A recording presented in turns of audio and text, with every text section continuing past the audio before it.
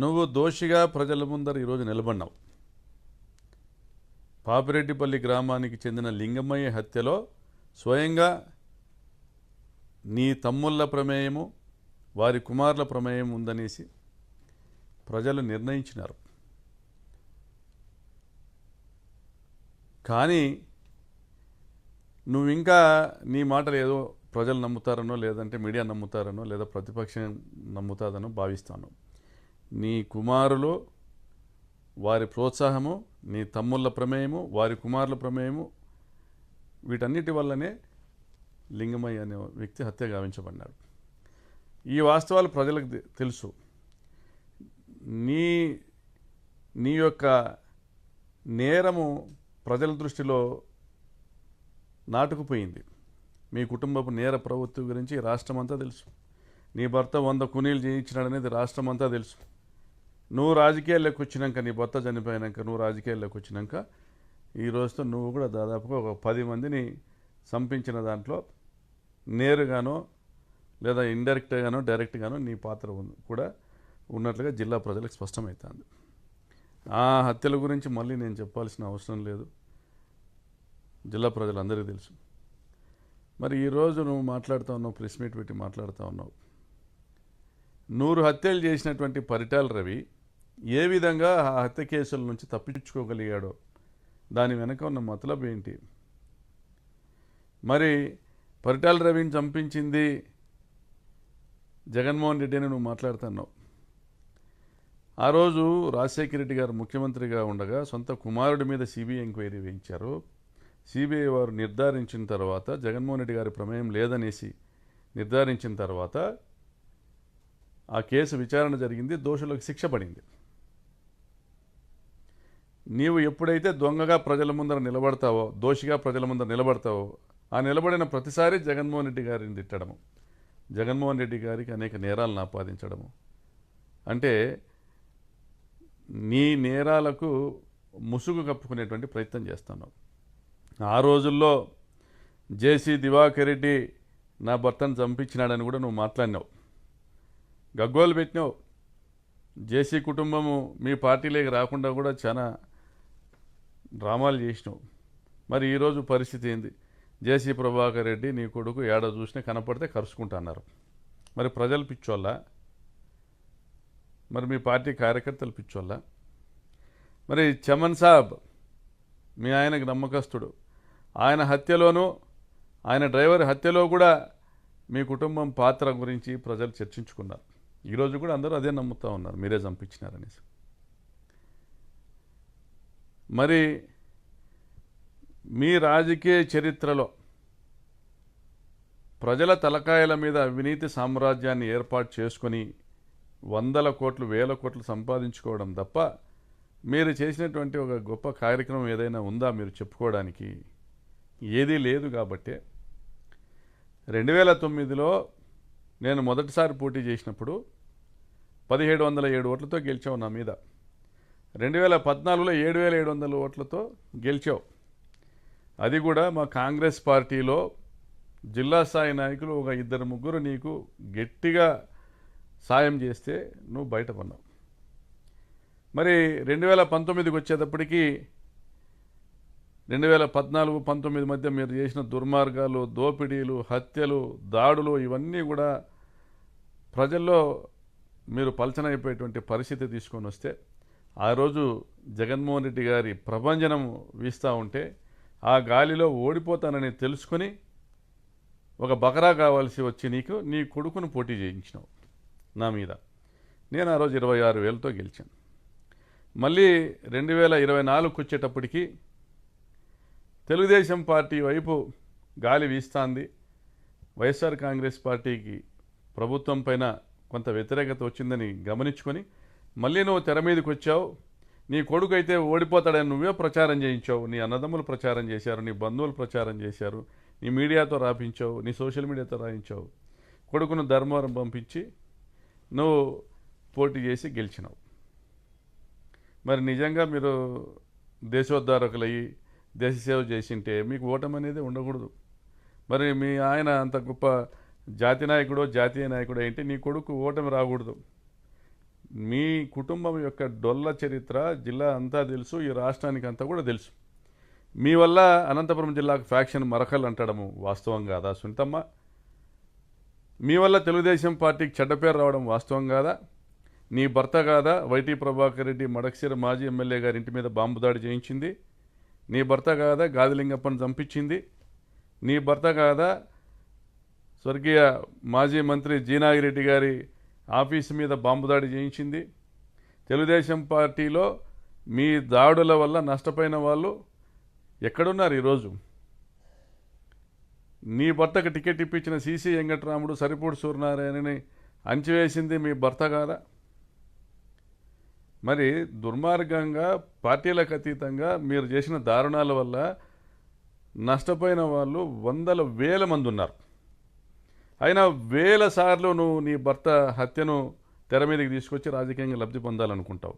మరి నీ భర్తను చంపిన వాళ్ళతో కూడా రాజీపడి వాళ్ళతో కూడా సాయం పొంది నువ్వు రాజకీయంగా గెలవాలనుకుంటావు. అంటే నీకు ఎక్కడ నైతిక విలువలు లేవు. నువ్వు పెద్ద మహానటివి అని మీ పార్టీ నాయకుడే నీకు ఒక పేరు పెట్టినాడు. నువ్వు ఎలా కావాలంటే అలాగా ఒక ఊసర విలుల రంగులు మార్చి చంద్రబాబు గారు అధికారంలోకి వస్తే నా భర్తను చంపినారని పోతావు, మంత్రి పదవి కావాలంటావు, నా కొడుకులను చూడండి అంటావు. నువ్వు రాజకీయంగా లబ్ధి పొందేదానికి, ఆర్థికంగా లబ్ధి పొందేదానికి నీ భర్తను ఉపయోగించుకుంటావు. కాంగ్రెస్ ప్రభుత్వమో వైఎస్ఆర్సీపీ ప్రభుత్వమో ఉంటే చంద్రబాబు నాయుడు మాకు అన్యాయం చేసినాడని చెప్పి అది నమ్మేటువంటి ఒకరిద్దరు పెద్దల దగ్గర పోయి గోడ చెప్పుకుంటావు, అన్ని విధాల లబ్ధి పొందుతావు. ఆ రోజు కిరణ్ కుమార్ రెడ్డి ప్రభుత్వంలోనూ అన్ని విధాల లబ్ధి పొందినావు. మొన్నటి వరకు మా ప్రభుత్వంలో కూడా మీ ఇంటి చుట్టూ వేల కోట్ల గ్రానైట్ తవ్వకాలు జరిగితే దాని మీద ఎంక్వైరీలు వేస్తే కూడా మీ మీద చర్యలు లేవు. నీ క్రషర్లు 5 సంవత్సరాలు మేము అధికారంలో ఉన్న 5 సంవత్సరాల పాటు నడుపుకున్నావు, వ్యాపారం చేసినావు, కర్ణాటక కంకర్ దోలి అమ్ముకున్నావు, గ్రానైట్ క్వారీలు కొత్త లీజులు తెచ్చుకున్నావు నీ బినామీ కంపెనీలకి. అనంతపురంలో 100 కోట్ల రూపాయల మల్టీప్లెక్స్ కాంప్లెక్స్ కట్టినావు. కియా ఫ్యాక్టరీ దగ్గర అప్పటికే నీకు ఉన్న 100-150 ఎకరాల భూములకు తోడు మళ్ళీ భూములు కొన్నావు. మరి నీ భూములకు ఏపీఐసి నిధులతో రోడ్లు వేయించుకున్నావు. మరి ఏ ప్రభుత్వం ఉన్నా మరి నీ ఆర్థిక వనరులను కాపాడుకుంటావు, ఏ ప్రభుత్వం ఉన్నా నీ పని జరిగేలా చేసుకుంటావు. నువ్వు ఇంత గొప్ప మహానటివి కాబట్టే నీ భర్తను చంపినారని నువ్వు ప్రచారం చేసిన జేసీ కుటుంబాన్ని కూడా ఆలింగనం చేసుకునేటువంటి పరిస్థితి నీకుంది కాబట్టే నువ్వు ఏం చెప్పినా ప్రజలు నమ్ముతారనే ఒక నమ్మకం నీకు వచ్చి నువ్వు 14-19 మధ్యలో అబద్ధాలు చెప్పినావు. 19-24 మధ్యలో కూడా మా మీద దుమ్మెత్తి పోసినావు. దుర్మార్గంగా దారుణమైనటువంటి అబద్ధాలన్నీ కూడా మా మీద.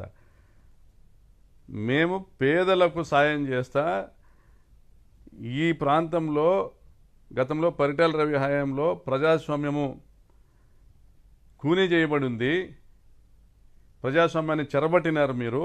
మీ వల్ల వేల మంది ఊర్లు వదిలినారు, మీ వల్ల వందల మంది కనుమరుగైనారు. మిమ్మల్ని కట్టడి చేసి ఈ ప్రాంతంలో ప్రజాస్వామ్యాన్ని నిలబెట్టాలని మేము రాజకీయాల్లోకి వచ్చినాం. ఏ ఫ్యాక్షన్ కుటుంబం దగ్గరికి వెళ్ళకండి, మీ బతుకులు మీరు బతకండి అని దాదాపుగా 2-3 వేల కుటుంబాలకు మేము ఉచితంగా బోర్లు వేయడమా, గొర్రెలు పంపిణీ చేయడమా, వివిధ రకాలుగా సాయం చేశాం. అది నచ్చే జగన్మోహన్ రెడ్డి గారు కానీ రాజశేఖర రెడ్డి గారు కానీ మమ్మల్ని ఆదరించినారు. ఈరోజు నువ్వు మాట్లాడుతూ ఉన్నావు తోపుదుర్తి సోదరులు నేను అనుకుంటే తిరగలేనని. తోపుదుర్తి సోదరులు ప్రతి గ్రామంలోనూ తిరుగుతారు. ఎందుకంటే ప్రతి గ్రామంలో కూడా తోపుదుర్తి సోదరుల వల్ల సాయం పొందిన వాళ్ళు ఉన్నారు. ప్రతి గ్రామంలో కూడా తోపుదుర్తి సోదరులు మేము ఇది చేసినామని చెప్పుకోవడానికి ఉన్నాయి. మళ్ళీ మొన్న జరిగినటువంటి హత్య విషయంలో కూడా, లింగమయ్య హత్య విషయంలో కూడా మేము వైఎస్ఆర్ కాంగ్రెస్ పార్టీ నాయకులు రెచ్చగొట్టినారు, అందుకే మా తమ్ముళ్ళు చేసినారని నువ్వు చెప్పుకుంటా ఉన్నావు. మీ తమ్ముళ్ళు హత్య చేసిందని నువ్వే చెప్పుకుంటా ఉన్నావు. మేమే మా తమ్ముళ్ళు హత్య చేసినా మేము వాళ్ళని కోర్టుకు హాజరు పెట్టామని నువ్వు చెప్పుకుంటున్నావు. పరిటాల సునీతమ్మ, చివరిగా హెచ్చరిస్తా ఉన్నా, జగన్మోహన్ రెడ్డి వస్తాడు, వచ్చినాక మీ కుటుంబ నేపథ్యాన్ని మొత్తం కూడా అక్కడ ప్రజలు ఆ ప్రాంతంలో పాపిరెడ్డిపల్లి గ్రామంలో నీ కొడుకు ప్రమేయం ఏంది, నీ తమ్ముని కొడుకుల ప్రమేయం ఏంది అంతా కూడా తెలియజేస్తారు జగన్మోహన్ రెడ్డి గారికి. ఈరోజు నీది జరగచ్చగాక నీ దుర్మార్గాలు ఇంకా కూడా నువ్వు కొనసాగించవచ్చు, మీ ప్రభుత్వం ఉన్న రోజులు కూడా కొనసాగించవచ్చు. కానీ రేపన్నది మాదే.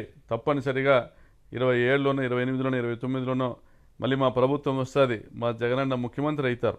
మీరు చేసిన ప్రతి ఒక్క దుర్మార్గాలకు కూడా లెక్కగట్టి ఆ రోజు తగిన సమాధానం చట్టబద్ధంగా తెలియజేయడం జరుగుతుంది. కాబట్టి ఇప్పటికైనా నీ పద్ధతులు మానుకో. నువ్వు ఎవరిని బెదిరించాలనుకుంటున్నావు?